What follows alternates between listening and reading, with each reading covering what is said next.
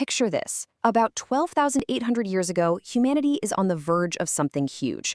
We're starting to figure out farming, building the first towns, and then, bam, the world freezes over again, plunging back into an ice age. For years, we thought we knew why. But what if that story is wrong? What if the real cause was something far more violent, a cataclysm whose signature is etched in glass, hidden in the ruins of one of the world's very first villages? All right, here's how we're going to unpack this whole mystery. We'll start with that sudden global freeze, then zoom into one special village of the first farmers. That's where we find clues of a fire from the sky, which leads us to this really wild comet impact theory. And finally, we'll put that theory on trial and see why this cosmic case is anything but closed. So first, let's set the scene. Around 12,800 years ago, the planet was finally thawing out from the last big ice age. Things were looking up. And then, it's like someone just flipped a switch and turned the heat off. This wasn't a gradual cool down. It was a shocking plunge back into glacial conditions that lasted for more than 1,000 years. It's a period we now call the Younger Dryas. And that is the big question, right? This wasn't some gentle slide into cooler weather. It was a dramatic, world-altering shift that completely upended ecosystems and, you could argue, changed the entire course of human history. So what on earth could do that? Well, for a long time, the leading explanation has basically been a giant plumbing disaster.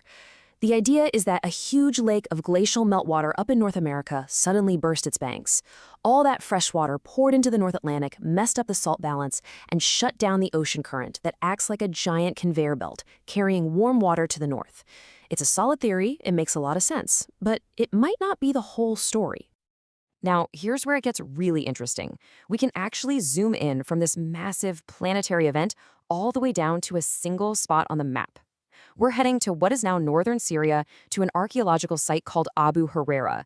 And this place, it gives us an incredible window into this exact moment in time. Abu Hureyra is an archaeological gold mine. Or it was, before it was flooded by a dam project in the 1970s. What makes it so incredibly special is that it's one of the few places on Earth that shows us the entire transition, from people living as nomadic hunter-gatherers to becoming settled farmers. It's like a time capsule from the dawn of our modern world. And what a story it tells. We can see it all laid out, layer by layer. It starts with hunter-gatherers, then, right at the start of the Younger Dryas, the climate goes cold and they have to adapt. They even abandon the site for a while. But when people come back, they're different. They are some of the world's very first farmers. You can literally watch the agricultural revolution happen right here in the dirt. But you know, this transition to farming wasn't glamorous. It was hard, grinding work.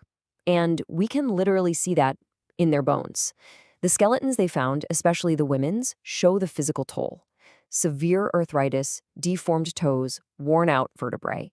It's the signature of kneeling for hours every single day to grind grain. The dawn of agriculture was written on their bodies. But that story of slow, hard-won progress isn't the whole picture. Because while archaeologists were digging, they found something else. Something that didn't fit. It wasn't in the tools or the bones. It was evidence of a catastrophe. A destructive event so violent, it's almost impossible to comprehend.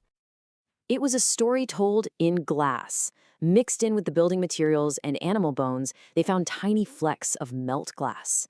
Now, this wasn't from a volcano or a campfire. This was something else. And it was splattered over everything, right in the exact layer of earth that marks the beginning of that big freeze, the Younger Dryas.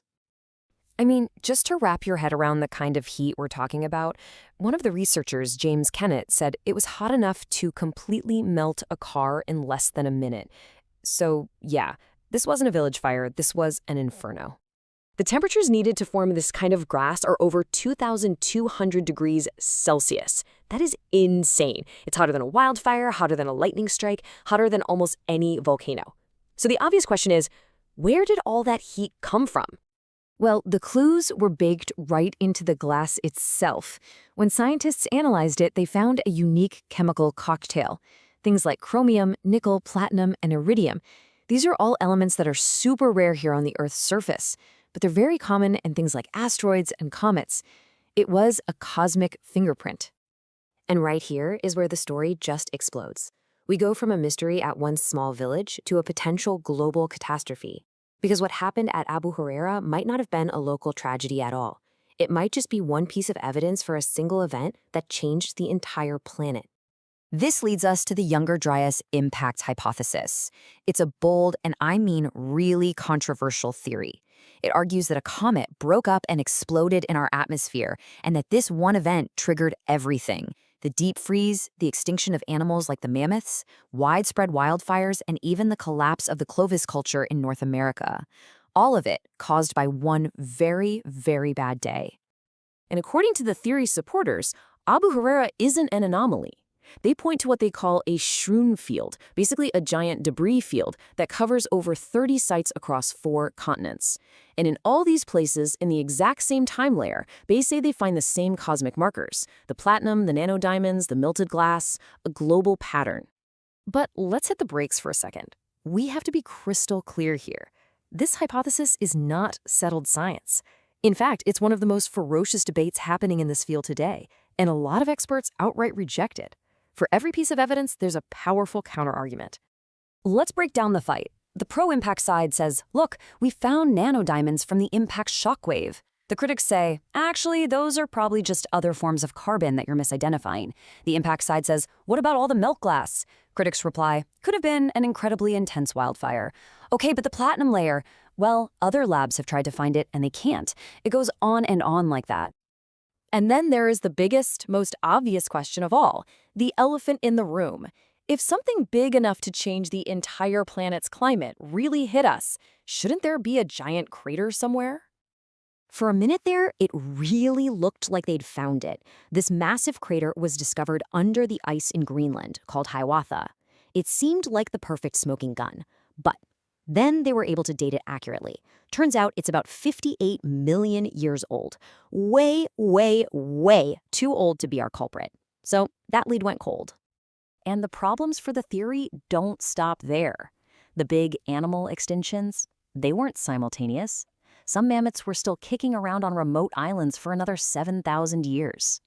The supposed human population collapse in North America, the archaeological evidence for it just isn't really there. And it all circles back to this fundamental issue in science: reproducibility. Other independent teams just haven't been able to consistently replicate the key findings. So where does all this leave us? It's a lot, I know. Let's try to boil it down to the core of this fascinating debate. What do we actually know for sure, and what's still a total mystery? Here's the fundamental puzzle. On one hand, we have the hard physical evidence at Abu Hureyra. A village was destroyed by an event that generated temperatures hot enough to melt a car. That seems pretty solid. But on the other hand, the grand, all-encompassing global theory that tries to explain it, the comet impact, is still full of holes and remains fiercely debated. And that leaves us with one final fascinating question. Was Abu Hureyra the site of some strange, terrifying, but ultimately local catastrophe?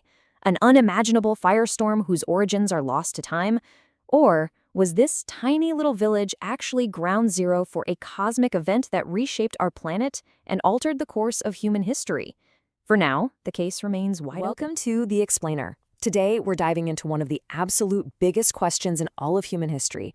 What was it that really kicked off civilization as we know it? For decades, we thought we had the answer, right? It was a simple, logical story about how our ancestors went from being wandering tribes to settling down in one place. The whole idea was, practical stuff came first. You figure out farming, and that's the key that unlocks everything else. I mean, it makes sense, doesn't it? You learn to grow food, you get a surplus, you can finally stop moving around, and boom, a town is born. But what if we've had that story completely backwards this whole time? Okay, so our first big clue that maybe this tidy little story isn't quite right, it comes from an ancient site in the Jordan Valley, a place called Jericho. And the thing about Jericho is it just seems to show up way too early. So get this, we're talking way, way before the Great Pyramids, before any of the ancient cities you've heard of. This brand new farming community. I mean, these folks are just figuring out how to stop foraging. They go and build this absolutely massive stone wall and tower. And as far as we can tell, nobody on the entire planet had ever built anything even close to this before. And to really wrap your head around just how huge this was, let's look at the numbers. Archaeologists figure that for a tiny village of maybe a few hundred people, building this thing would have taken 100 people working flat out for over 100 days. I mean, that's a monumental effort for such a small community. Think about what that means. To pull that off, you need leaders, you need a social structure, you need some kind of powerful shared belief that's way bigger than just, let's plant some wheat. So what was it for? Defense? Keeping out floods? Honestly, we're not totally sure. But just the fact that this wall exists, it makes you ask what on earth was going on inside that town. All right, so that's the wall, but what about the actual people who lived there? Well, some really cool new science is giving us this incredible peek into their lives, and it turns out there was a big surprise waiting for us. So how do we do that? We look at their teeth. Seriously. There are these chemical signatures locked inside the enamel, specifically something called strontium isotopes. You can think of it like a geological passport. It's a permanent record of the kind of rock and soil that was around where you grew up, which means we can tell if someone was a local or if they moved in from somewhere else. And the results, they were just, wow, unbelievably clear. Out of 44 different people they tested from this period, only 2 of them weren't from right there in the local area. And that tells us something huge.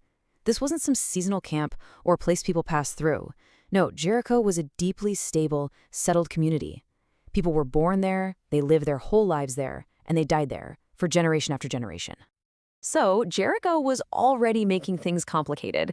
But then another discovery, about 400 miles away in what's now Turkey, came along and just completely blew that old conventional theory right out of the water. This place is called Göbekli Tepe, and it is, get this, the oldest known temple complex in the entire world. It was built before Jericho's famous wall. We are talking about a site that is 6,000 years older than Stonehenge. Just let that sink in for a second. Okay, but here's the absolute kicker. The people who built this incredibly sophisticated ritual center, they weren't farmers. Nope. All the evidence points to them being nomadic hunter-gatherers, people who just came together here for some kind of shared spiritual purpose. They carved these massive, intricate pillars. Some are twice the height of a person, all without a settled farming society to back them up. How is that even possible? So now you put these 2 puzzle pieces side by side. On one hand, you've got Jericho, with early farmers building these huge walls. On the other, you've got Göbekli Tepe, where hunter-gatherers, the very people who supposedly didn't have the time or organization for this stuff, are building the world's first temple. Suddenly, that nice, neat story about farming first starts to look, well, really shaky. And all this evidence, it forces us to ask a totally new, kind of radical question. What if it wasn't the farm that came first? What if it was the desire to gather, to share a belief system? That was the real spark for civilization.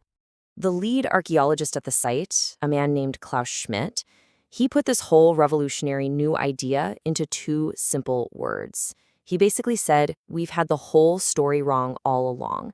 It's temples first. Think about it. In this new version of the story, farming wasn't the cause of people settling down, it was the result. It was the solution to a brand new problem.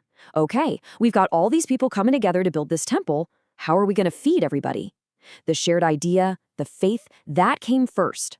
The farm had to be invented to support it. I mean, this just completely flips our understanding of human history on its head.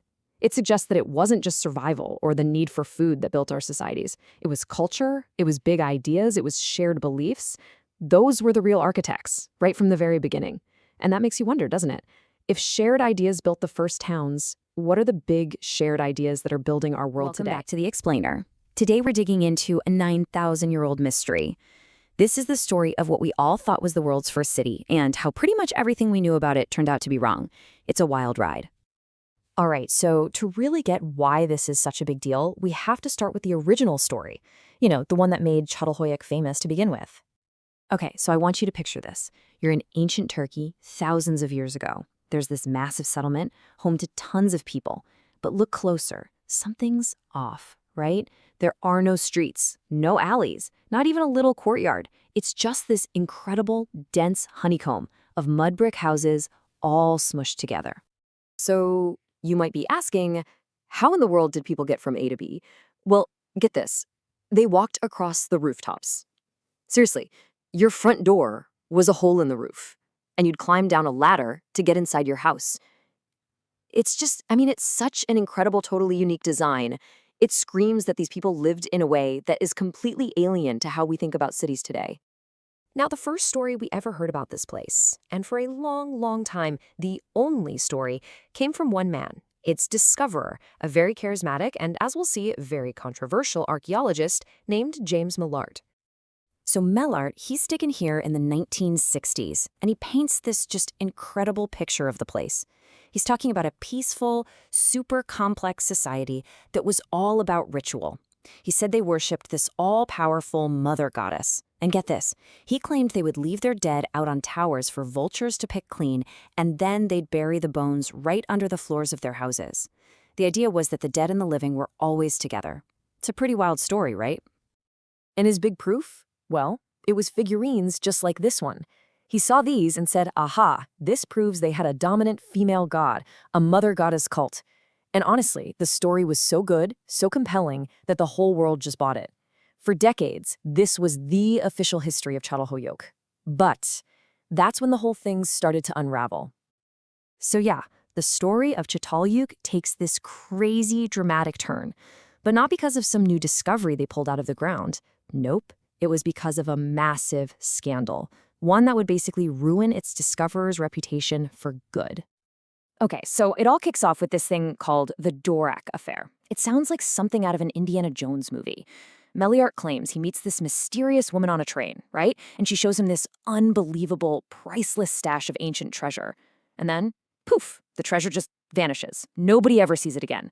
Soon he's being accused of smuggling antiquities, and even though he's never actually convicted, the Turkish government had had enough. They banned him for life from ever digging in the country again. Just like that, his credibility was completely toast.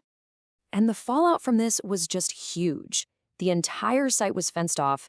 It was just abandoned for 30 years. And during all that time, Mellart's amazing, sensational story, told by this guy who is now totally discredited, was the last word on the subject. It was the only story we had. So flash forward to the 1990s, a new international team of scientists, led by a guy named Ian Hodder, finally gets permission to go back to the site. And they're faced with this massive question, right? Given everything we now know about Millard, can we trust a single word of his incredible story? And so this new team basically treated the whole site like a giant cold case, a crime scene. They brought in this incredible arsenal of modern forensic science to re-examine everything, and I mean everything, from the tiniest little shard of pottery all the way down to the microscopic scratches on ancient animal teeth. And you know what? Almost immediately, that central myth, the mother goddess, it just starts to fall apart. See, Mellard had made a huge deal about these fancy human figurines, but when the new team did a proper systematic analysis, they found that actually, animal figures, zoomorphic figures, were way, way more common. And this is the real kicker. Where did they find these figurines? Not in some sacred hiding spot or on an altar in a fancy shrine.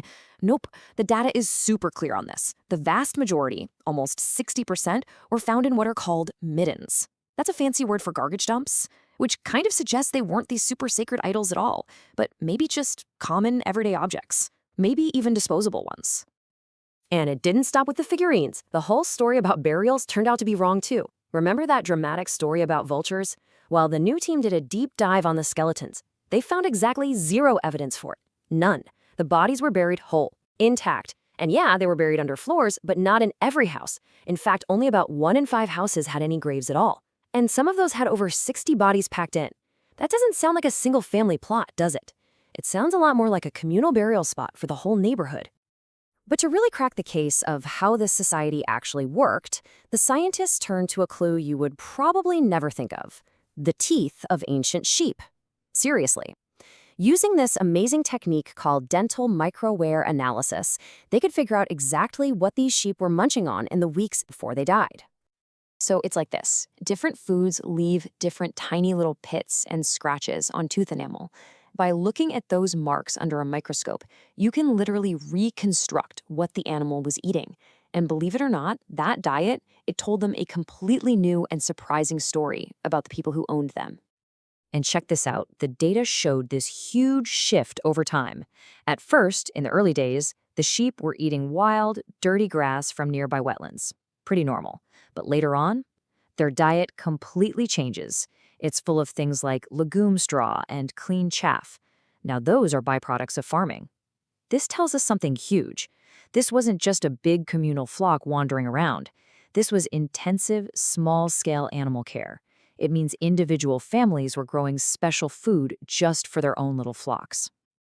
So you take the sheep teeth data, you add in new evidence about where people were getting their clay for bricks, what kind of wood they were burning, and suddenly you have to throw out the old story and write a completely new one.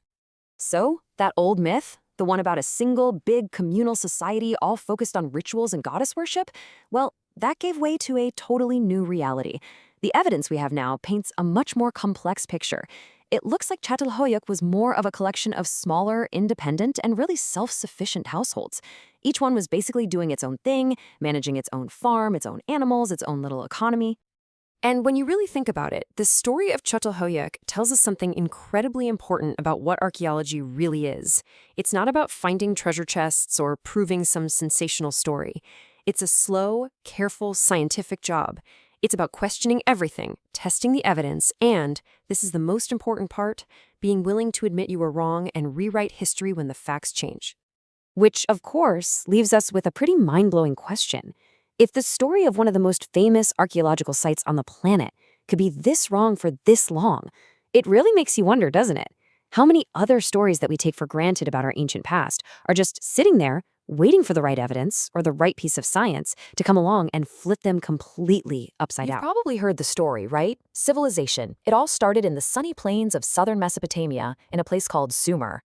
We think of cities like and Uruk, of innovation and peaceful progress. But what if that story is wrong? Or at least, not the whole story. What if the real beginning of cities was actually a lot darker and started somewhere else entirely? Let's get into it. So, we're heading to a place called Brak in modern-day Syria, and forget what you think you know about ancient history. Our story doesn't begin with grand temples or noble kings. Nope. It starts with what is, for all intents and purposes, a 6,000-year-old crime scene. And you know how these things go. A lot of the time, the biggest discoveries happen completely by accident. This one is no exception. So picture this. It's 2006. There's this massive grain silo, and they have a pretty modern problem: rats. The solution? Bring in a bulldozer, dig a big trench. Simple, right? But as that bulldozer's blade cut into the earth, it uncovered something that hadn't seen the light of day for almost 6,000 years. Now, luckily, there were some archaeologists working nearby. And you know archaeologists, they can't resist a freshly dug hole.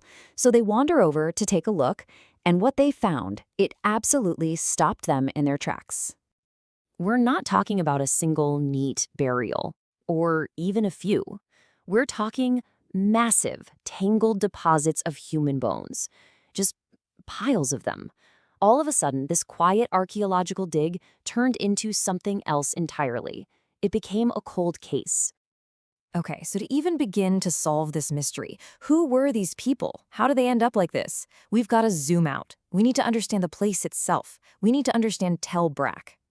See, for the longest time, the textbook story was that cities started in the south, right, in Sumer. But Tell Brak, way up here in the north, kind of throws a wrench in that whole narrative. It might actually be one of the world's first true urban centers, blowing up into a huge city way before a lot of those famous southern ones. And let's be clear, we're not talking about some sleepy little village. By 3800 BC, right around the time of this incident, Tell Brak was a massive, sprawling metropolis. 130 hectares. This was a super organized place with huge industrial zones pumping out pottery and textiles, incredible buildings like the famous Eye Temple, and it was a major hub for trade. This was a happening place. And that brings us right to the heart of the puzzle, doesn't it? How can a society be this advanced, this complex, and at the same time produce something so brutal? The two just don't seem to go together. So to get answers, the researchers had to go back to the victims, back to the bones. And the story those bones tell, it's a story of extreme, organized violence. The sheer scale of it is just mind-boggling. In just one of these mass graves, they estimate the remains of more than 400 individuals. 400! This wasn't some small-time raid. This was an absolute catastrophe. And who these people were tells us a lot. You see, it wasn't the children or the elderly, the ones who usually suffer most in a famine or a plague. Nope. Almost all of them were young adults, basically prime fighting age, both men and women. That kind of demographic profile, it's a huge clue. It points to one thing and one thing only: organized violence, warfare. But that wasn't even the weirdest part. As the team dug deeper into the evidence, the story just got darker and more disturbing. This was way more than just a battle. Just look at this. This is a human thigh bone, a femur, taken from one of the graves. You see those marks on it? Yeah, those aren't from weapons. Those are gnaw marks, from scavenging animals. The forensics here are just chilling. The condition of the bones, the fact that animals got to them, it all points to one horrifying conclusion.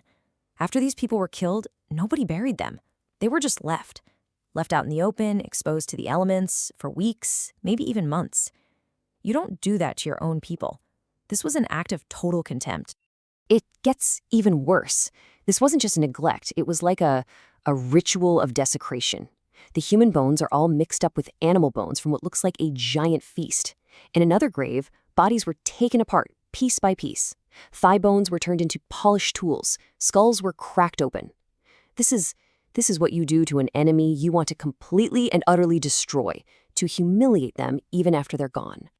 Okay, so you have this absolutely horrific violence happening just outside the city walls. So what's going on inside Tel Brak at the same time? Well, it turns out something just as revolutionary was taking place. A whole new kind of power was being born. Archaeologists found two really interesting types of artifacts from this exact same time period. On one hand, you have this incredible obsidian cup. Super hard to make, small enough for one person to carry around all the time. It's basically a badge of office, a symbol of personal power. And then you have these clay seals, for marking property. But now they're stamped with a new, powerful image: the lion, the ultimate symbol of kingship and raw power.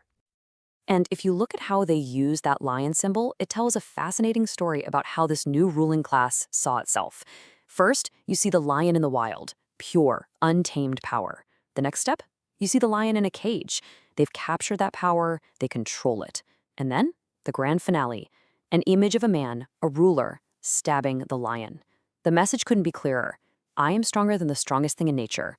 I am in total control. All right, so let's put all the pieces together. What does all this tell us? What can a 6,000-year-old crime scene and some fancy power symbols possibly teach us about the beginning of, well, everything? About the beginning of cities?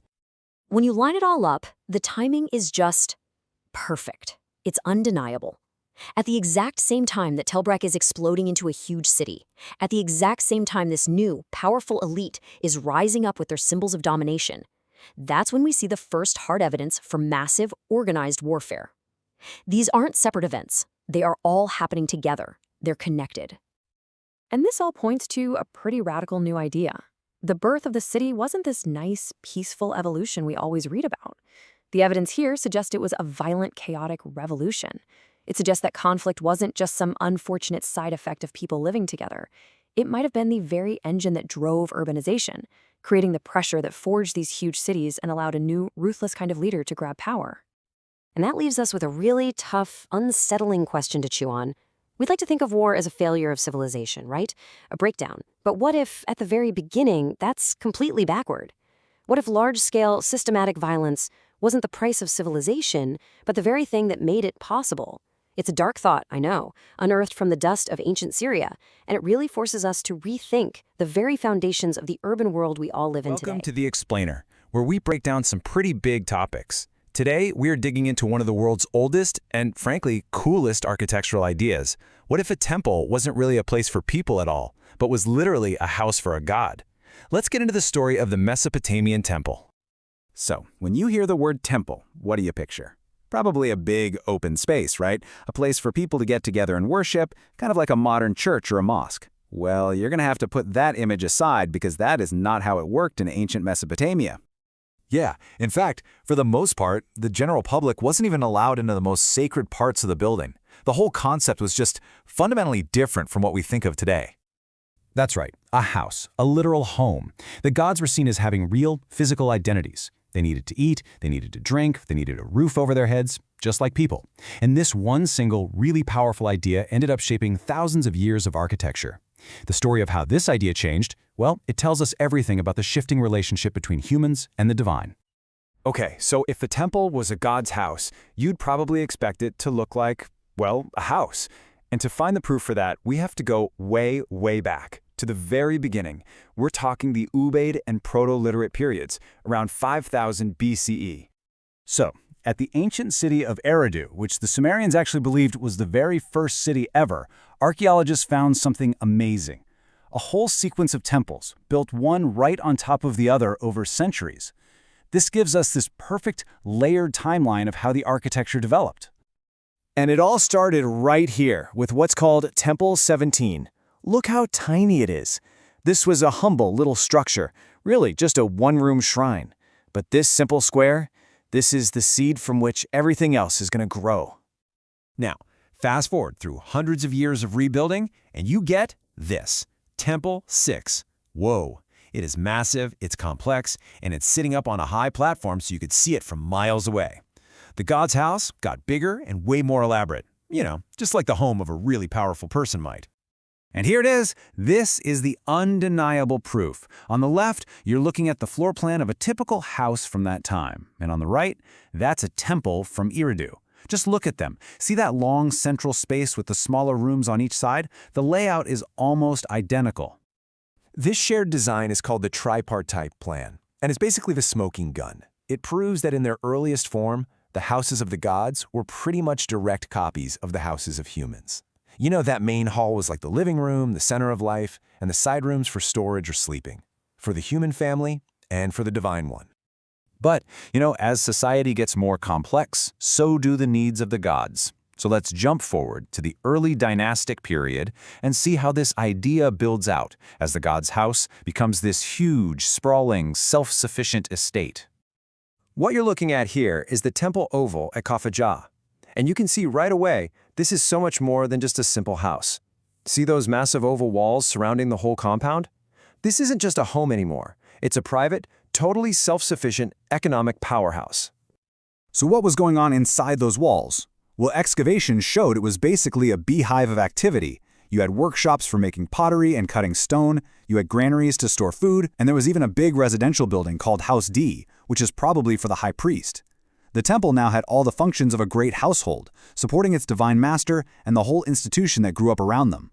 We also see this really crucial change in the layout that tells us a lot about a shift in thinking. So early temples had what we call an indirect or a bent access. You couldn't just walk in and see the god statue at the end of a hall. You had to turn a corner. The path was private. But later on, temples started using a direct access, creating this straight, powerful line of sight from the main gate right to the deity. The focus was shifting from the god's privacy to a public display of power. And this growing emphasis on institutional power, well, it finally leads to a break. By the Old Babylonian period, around 2000 BCE, that architectural connection between a temple and a house finally starts to come apart. Okay, so here we have the Kiddicum Temple. Its plan became the standard for its time. You get a huge gateway, flanked by towers, a massive open courtyard, and then the shrine at the very back, all perfectly lined up on that direct axis we were just talking about. Temples were becoming standardized, grander than ever, and they were now clearly, completely separate from the design of an everyday home. And this is really where the two paths split for good. While regular homes stayed practical, focused on family life, temples started speaking a totally new architectural language, the language of institutional authority and monumental power. And this quote just sums up the whole journey perfectly. The architectural similarity that was once so direct, so obvious, it just dissolved. The house for a god had become an institution of the state.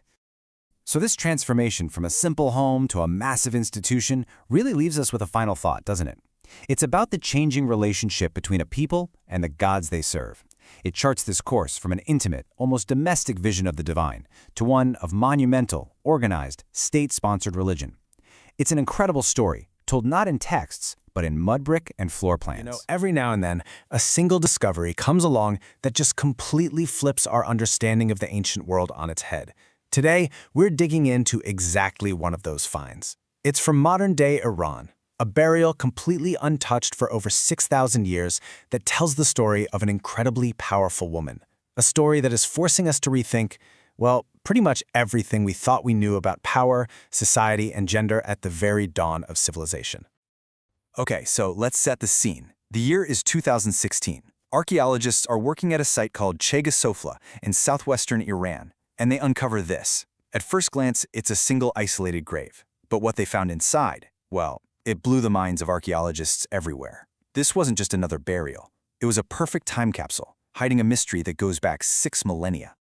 And at the absolute center of this mystery is one person, a young woman only about 25 years old. The archaeologists who found her nicknamed her Khatun. And the question that's going to drive this whole explainer is pretty simple, but the answer is incredibly complicated. Who on earth was she?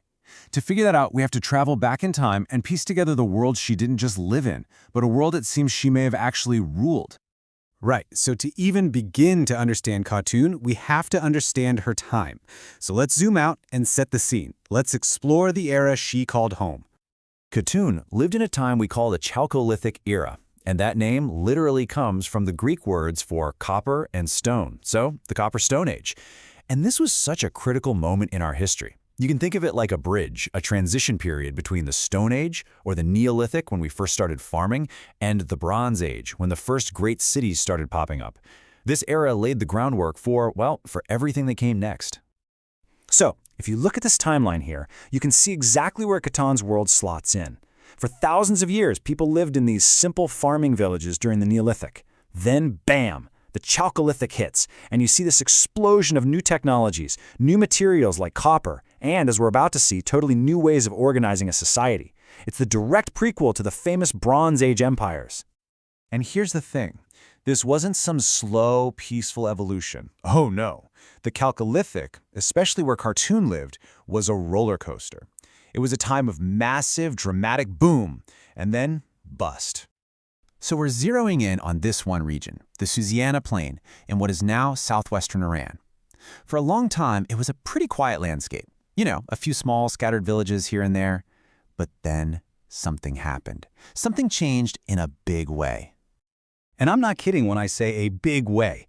Just look at these numbers from the Susa Plain. The number of settlements just skyrockets from only 16 in the early part of the era to 86 in the middle. That is more than a 5-fold increase. But then, and this is the crazy part, look what happens next. The whole thing just collapses. The number of villages plummets all the way back down to 18. This wasn't slow and steady. This was a society in overdrive experiencing massive, rapid change. A boom, then a bust.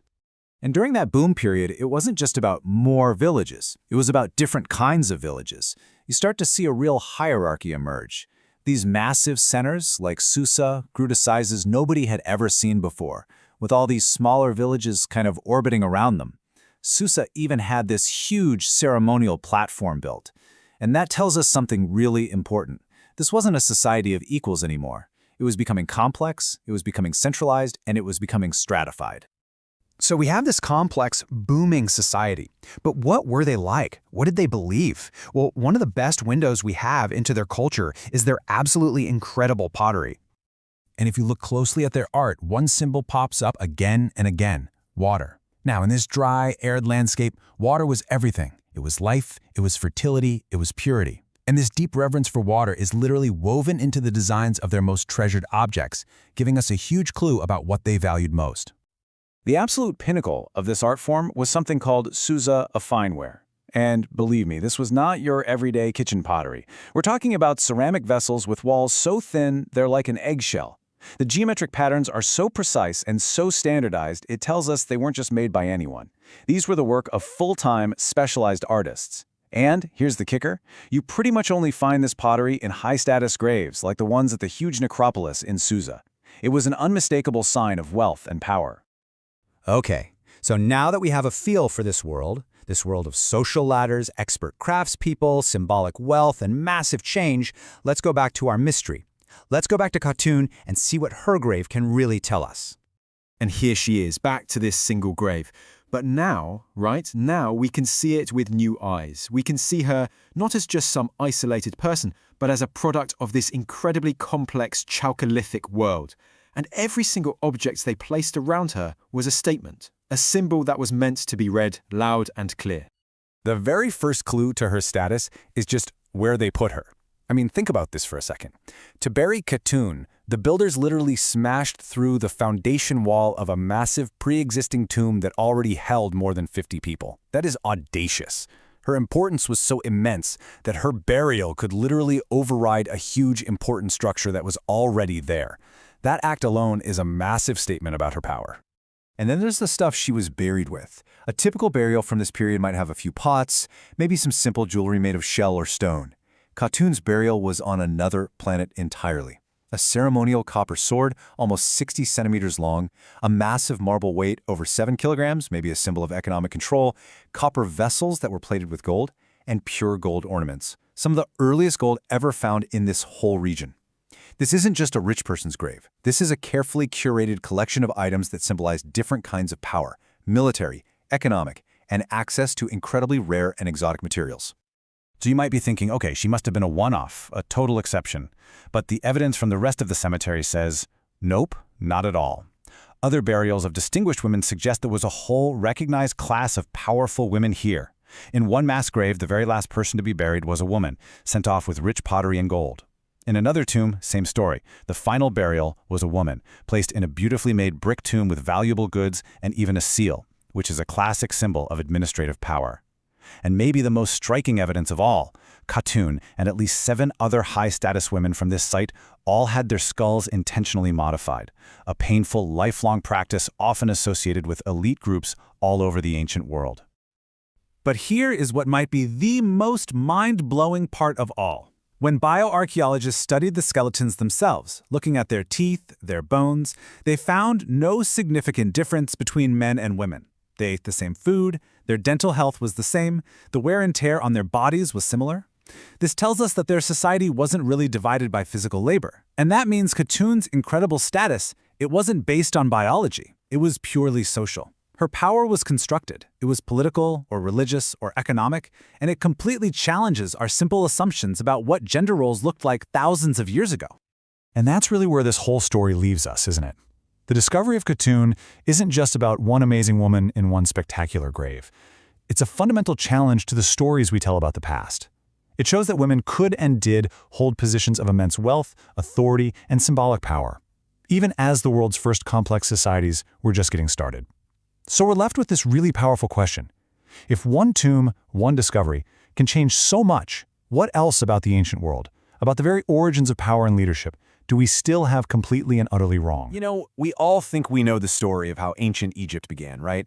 One super powerful king comes along, unites the entire Nile, and boom, a great nation is born. It's the official chapter 1. But what if I told you that wasn't the beginning at all? What if that was actually the final, bloody chapter of a much older, almost completely forgotten story? See, for over a century, this has been Exhibit A, the famous Narmer palette. It shows King Narmer looking every bit the conquering hero, wearing the crowns of both Upper and Lower Egypt. He's victorious over his enemies.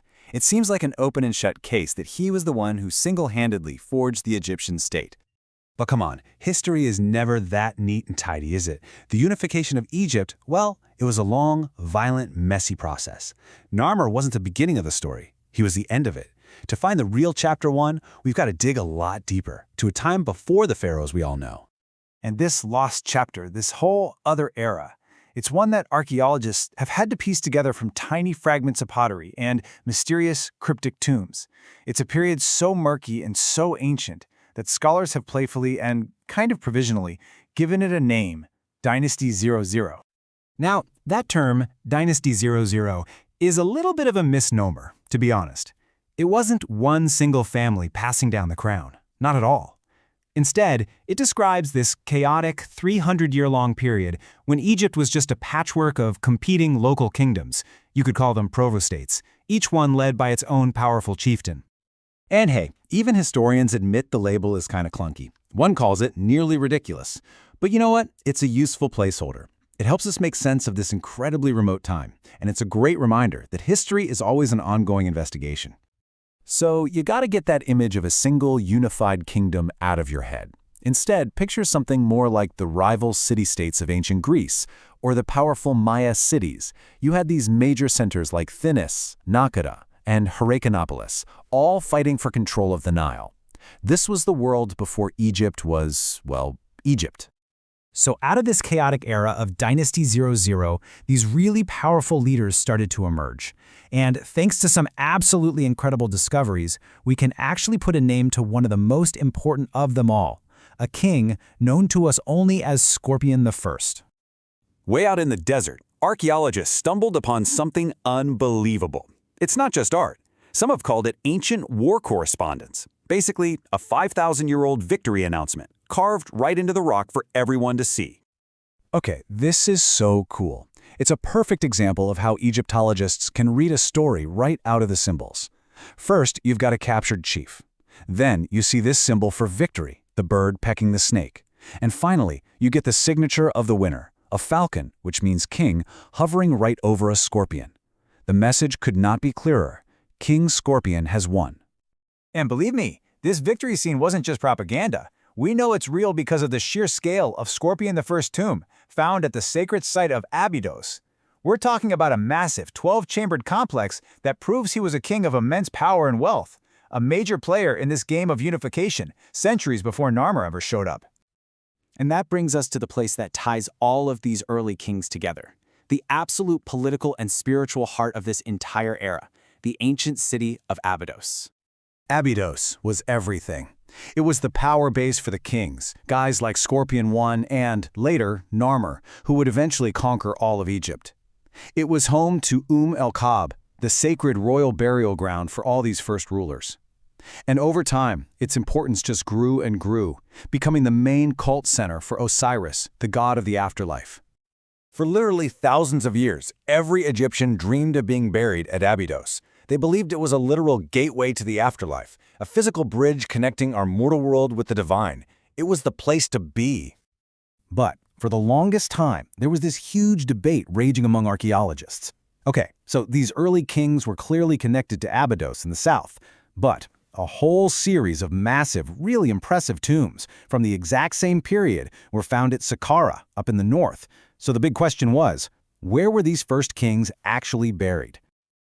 For decades, the old theory was pretty simple. The thinking went like this. The tombs at Abydos? Yeah, they were deep, but they looked like simple pits. Meanwhile, the tombs at Saqqara were these huge, complex structures. So for years, the experts figured Saqqara had the real royal burials, and Abydos just had symbolic graves, or cenotaphs.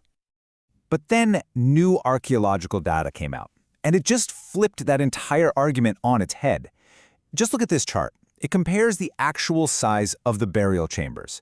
Forget the fancy buildings on top for a second, and just look at where the kings really put their investment. The royal burial chambers at Abydos were consistently and dramatically larger than the ones at Saqqara. When you look at the whole picture, the tombs, the nearby cult buildings, all of it, the scale of royal investment at Abydos just dwarfs what was going on at Saqqara. The evidence is it's clear.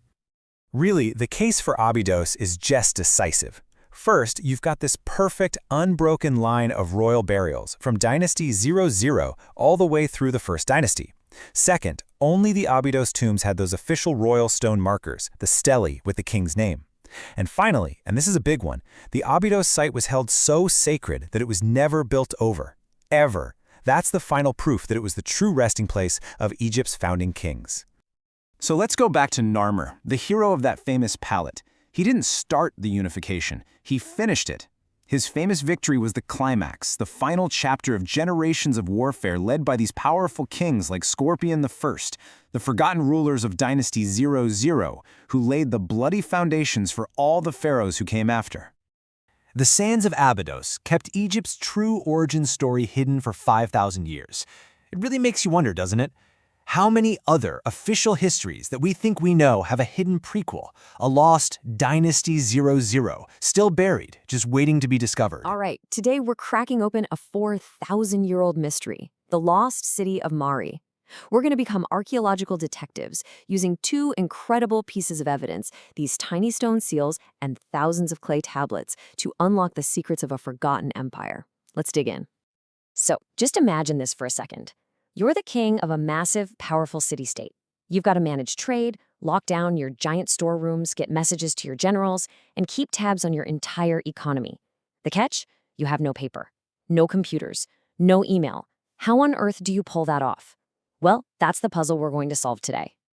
Our story kicks off right here, at a place called Tell Abu in the Syrian desert. Back in 1933, a French archaeologist, André Perret, started digging and uncovered the legendary city of Mari. This photo is from those very first digs, that exact moment this lost world started to see the light of day again. This is our scene of the crime. So, first things first, we need to understand just what was lost. We have to look at the blueprint of this civilization to really appreciate the genius of how it all worked. Now, Mari wasn't just any old city. It was a purpose-built metropolis, and its location was everything. It was plunked right down on the Euphrates River, making it the essential middleman between the great powers of Mesopotamia and the resource-rich lands to the west. It was basically a vital artery for the ancient world. So how did Mari's leaders manage this whole complex operation? Let's get into our first major clue. It's an object so powerful, it was pretty much the backbone of their entire administration. Meet the cylinder seal. It's a small but brilliantly simple piece of technology. Each one was carved with a totally unique, intricate design. And when you rolled it across a piece of wet clay, say one that was sealing a door or a document, it left behind this distinct and repeating pattern. And here's the really cool part, how this ancient tool translates to our world. This little stone cylinder was, it was everything for them. It was a unique signature proving you wrote something. It was a password proving you had the authority to get into a storeroom. And it was a corporate logo guaranteeing where goods came from and that they were the real deal. The versatility here is key. You could press a lump of clay onto the knot of a bag of grain, roll your seal across it, and bam, that bag is now tamper-proof. You could do the exact same thing for the door to the royal treasury. Or you could roll it at the bottom of a clay tablet to sign an official treaty. It was the ultimate tool for security and authentication. What's really smart is how this technology was adapted to different political systems. Over in Mesopotamia, where you had all these competing city-states like Mari, seals were used by all sorts of local officials to manage this complex, decentralized trade network. But in Egypt, which was one unified state, the seals were much more centralized. They usually represented the singular authority of the pharaoh. So, same tool, two totally different ways of using it.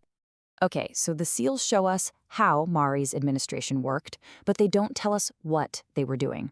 For that, we turn to our second incredible clue, which gives us the actual words, thoughts, and secrets of the people who lived there. During the excavations, Perret's team hit the jackpot inside the royal palace. And they hit the jackpot. Over 20,000 cuneiform tablets and fragments. This wasn't a library. This was the hard drive of an entire kingdom, perfectly preserved in baked clay. And these weren't just boring accounting records. As the scholar Daniel Fleming points out, a lot of the letters are surprisingly personal, really conversational. They honestly read like ancient emails, giving us this direct, unfiltered window into the minds of people who lived 4,000 years ago. So, what was on these tablets? Oh, just everything.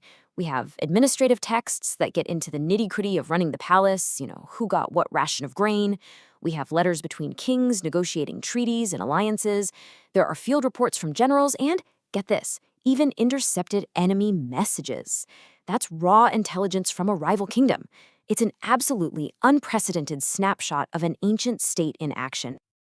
Okay, so we have our two main clues, the seals that gave them security and authentication, and the tablets that recorded, well, everything. Now we can put these pieces together to rebuild Mari and its glory days. The tablets reveal this really clear four-step economic strategy. Mari's power was all about controlling traffic. First, they had specialized families that bred donkeys for caravans. Second, they had workshops building and maintaining boats for river trade. So by controlling both land and water routes, third, Mari could tax everything that passed through. And the result? Fourth, a huge income in silver that made the city a bona fide superpower. And Mari's history was long and full of drama. It rises way back around 2900 BCE, becomes a regional powerhouse, and fights these epic wars with its rival, Ebla. It gets conquered by empires, it's ruled by independent governors, and it has its final golden age under a famous king, Zimri-Lim. But its story ends, very abruptly, in 1761 BCE, when it was destroyed by one of history's most famous names, Hammurabi of Babylon. The tablets also paint this incredible picture of their society. Mari wasn't a simple monarchy. It was run by an oligarchy, a council of powerful citizens. The economy was communal. Grain was stored centrally and then handed out based on your social status. And fascinatingly, women held real power. Queen Shibtu, for example, she ruled the entire kingdom while her husband was away at war. And we have the tablets where she's commanding his top officials. So, after all this, what's the ultimate legacy of this incredible lost city? What can we take away from its story, which was written not on paper, but in clay and stone? I think the big point is that the fundamental challenges of running a society, they don't really change. The cylinder seal was their solution for proving who you are and guaranteeing something as authentic. Its unique impression was, in essence, the world's very first logo, a trusted mark that said, this is genuine, this is official, this is from us. And that brings us to a tragic, modern postscript. The same conflict that has devastated so much of modern Syria has also hit its past. Since the war began, the archaeological site of Mari has been heavily looted. After being preserved for 4,000 years, its story is now once again being scattered and lost. Which leaves us with this final thought. The records of Mari, just simple inscriptions on clay, survived invasions, the collapse of empires, and millennia buried under the desert sand. And it really makes you wonder, what parts of our vast, complex, and, let's be honest, fragile digital world will still be readable in 4,000 years? Or even just 100? It's a question worth thinking about. Thanks for tuning in. Just try to imagine this for a second. One of the world's great ancient civilizations, an empire bigger and, in some ways, more organized than even ancient Egypt or Mesopotamia. Now imagine it just vanishing. Its cities buried, its entire story lost to time for almost 4,000 years. Well, today we're going to dive into this forgotten world and uncover the secrets of the incredible Indus Valley civilization. You know, for thousands of years, this is pretty much all that was left. Just these mysterious mounds of earth in what's now Pakistan and India. But when archaeologists started digging back in the 1920s, what they uncovered was a total shock, a super sophisticated urban world that history had completely forgotten. It really makes you wonder, right? What could possibly cause a civilization this advanced to just disappear off the map? And that, right there, is the big question we're tackling. We're going to piece together the clues they left behind, their cities, their art, their tools, to tell the story of their absolutely incredible achievements and, of course, the unsettling mystery of why it all came to an end. And the scale we're talking about here is just mind-blowing. At its peak, the Indus Valley civilization stretched across 1.25 million square kilometers. That's a huge area, covering parts of modern-day Pakistan, India, and Afghanistan.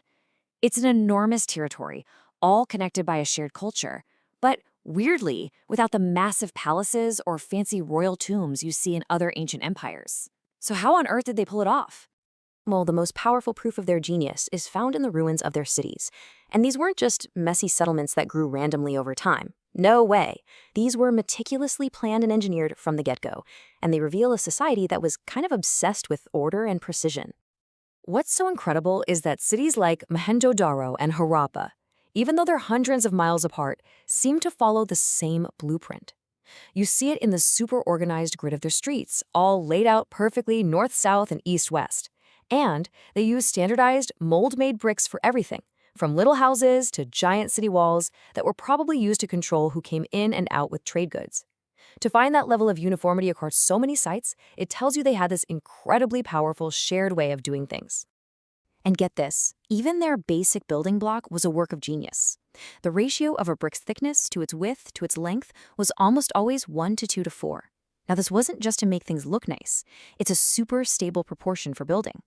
The very idea that this exact standard was used across such a massive area tells us they had a highly organized system of measurement and knowledge that everyone shared. But their most mind-blowing achievement was actually hidden beneath the streets. National Geographic has said that the Indus people had, and I quote, the ancient world's best plumbing.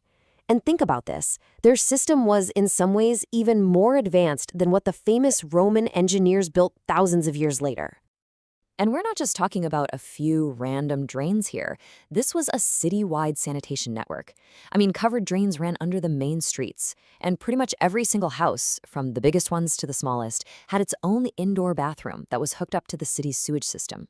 Some houses even had clay pipes to bring wastewater down from a second story. It just shows an incredible understanding of public health because the whole system was designed to whisk waste away and keep the drinking water and the wells clean. And maybe the crown jewel of all this water engineering is the Great Bath at Mohenjo-Daro. It's this massive public pool, almost 900 square feet, built with these perfectly fitted bricks and sealed with natural tar to make it completely waterproof. Now, this wasn't for taking your daily bath. People had bathrooms at home for that. Instead, most scholars think this was a huge communal space for important religious rituals, a real testament to both their incredible technical skill and just how central water was to their culture. Okay, so this obsession with precision, it wasn't just in how they built their cities. We see it everywhere, in the daily lives of the people, in their amazing art, and maybe most importantly, in their economy. Check this out. They had this remarkably accurate system of standardized weights. Archaeologists have found tons of these little, perfectly cubical weights made of a stone called chert at sites all over the Indus region. You can see how they follow this really precise binary and decimal system. This wasn't just for show. This system was basically the engine of their entire economy. It regulated trade and taxes and made sure everything was fair and trusted, even over huge distances. But all this rigid order didn't mean they weren't also fantastic artists. On the left, you've got the famous dancing girl. It's a tiny bronze statue from about 2500 BCE, showing this young girl in a really confident, natural pose. It's actually one of the earliest known examples of contrapposto. That's a technique that wouldn't really be mastered in the West until the ancient Greeks. And on the right, you have the calm, mysterious priest king. We have no idea who this guy was. There's no evidence of kings at all, but that statue just radiates this quiet sense of authority. Now, one of the most common things archaeologists find are thousands of these small, square seals carved with incredible detail. They've got all these animals and a script that, by the way, we still haven't been able to decipher. The most common animal is this mythical unicorn you see on the left. On the right is the famous Pashupati seal, which some think is an early version of the Hindu god Shiva. But these weren't just pretty objects, they were practical tools. They were pressed into clay to mark ownership of goods for a trade network that stretched all the way to Mesopotamia. So let's recap. We have this civilization at its absolute peak. It's prosperous, it's orderly, it's technologically advanced, and it covers this huge area. And then it just fades away. For centuries, the biggest question has been, after all that success, where did they all go? You see, whatever happened, it wasn't one big, sudden disaster. All the evidence points to this really slow, gradual decline over several hundred years. Around 1900 BCE, you start to see the first signs of decay. The great cities start to empty out, trade slows down, and by 1700 BCE, most of them are totally abandoned, just left to be swallowed by sand and silt. Now, for a long time, the go-to theory was some kind of foreign invasion, but honestly, there's just no archaeological evidence of a big war.